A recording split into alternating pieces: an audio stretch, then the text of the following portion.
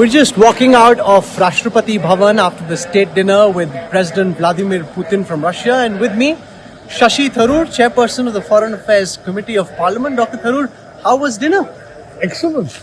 I mean, there was a time when Rashtrapati Bhavan was not known for its food. In fact, it was considered avoidable.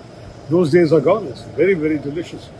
A lot of chatter around President Putin's visit to India at this time, given that President Donald Trump in particular seems quite upset with India-Russia ties.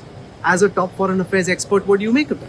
No, I don't think our relationship should be dependent upon what any other country thinks about it, because honestly, every country has independent relationships. You know, Mr. Trump doesn't care what we think of his relations with China, and he's been tweeting about G2 and so on.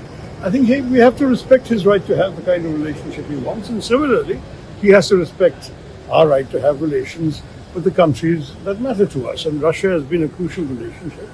And I think this visit is in many ways a symbol of continuity.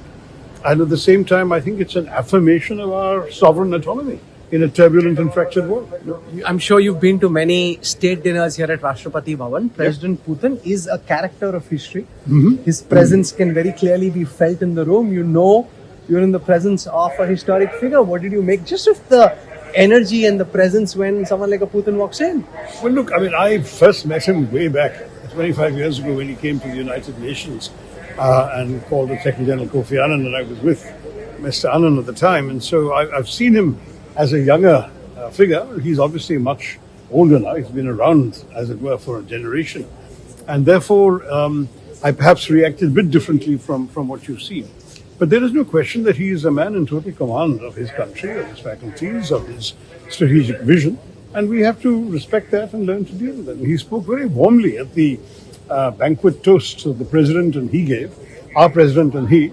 And I must say that the warmth and the positive messaging was very welcome. What do you make of the diplomatic trapeze that the Indian government's trying to do? Donald Trump, Europe on one side, Vladimir Putin and Russia on the other. What's your suggestion how to navigate this? I think that's the absolutely right thing to do. I've written about our sovereign autonomy at some length, and I am proud to have coined the word multi-alignment 20 years ago. It's much truer today. We are living in a multi-aligned world. We're living in a world where each country has different relationships with different countries. The metaphor of choice is the World Wide Web. That's the kind of world we're in today, where I may be connected to you for something, you may be connected to her, and I may not be connected to her. But the fact is we each have different relationships, and we all have the potential to be connected. And the same here.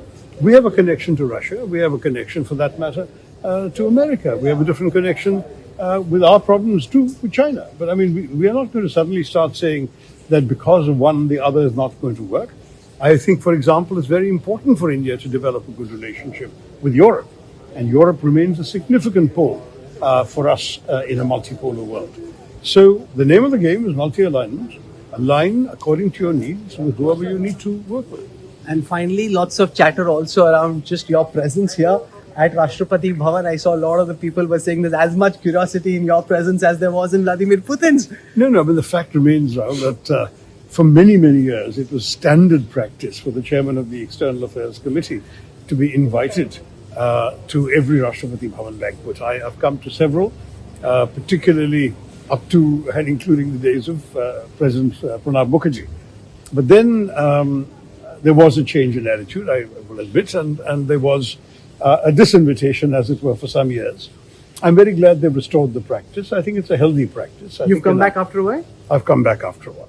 So for some years, I think that, they had a different attitude. This time, it seems that they have decided to open up a little more to other voices. And frankly, because the relationships with foreign countries are precisely what the Parliamentary Standing Committee deals with, it's helpful to have some insight into what goes on, the conversations, the atmosphere, and so on. So I'm very pleased to be here for that reason. Nothing more, nothing less. And I agree with the point that you made, that your job is to make the points of your constituents and not constantly be in a harangue with the government. I think most sensible people watching this would agree with that. Yeah, that's a different conversation. That has nothing to do with getting invited to Rashtrapati Bhavan, which may or may not happen otherwise. But the truth is that on the question of cooperating with the government of the day, you don't abandon your convictions or principles, but you find common ground. I mean, part of democracy And part of the cooperation between government and opposition in a democracy is about finding common ground. We disagree on some things, we agree on some things. And where we agree, we should work together. And interestingly, when you say we don't abandon our convictions, it's suggesting that Dr. Tharoor is not abandoning the Congress party? Listen, I mean, this is a silly question. I don't know why this has to be asked. I mean, I'm an MP of the Congress party. I went to great trouble to get elected.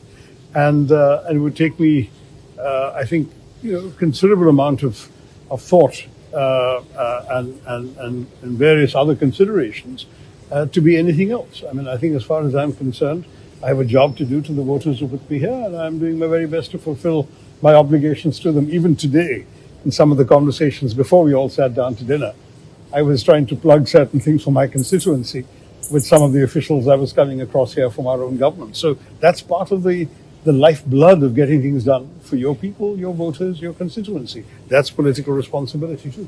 Interesting there, Dr. Tharoor, the Congress MP from Thiruvananthapuram, saying you stick to your convictions. This is part of what he believes democratic practice is, and very clearly indicating he has no intention of jumping ship.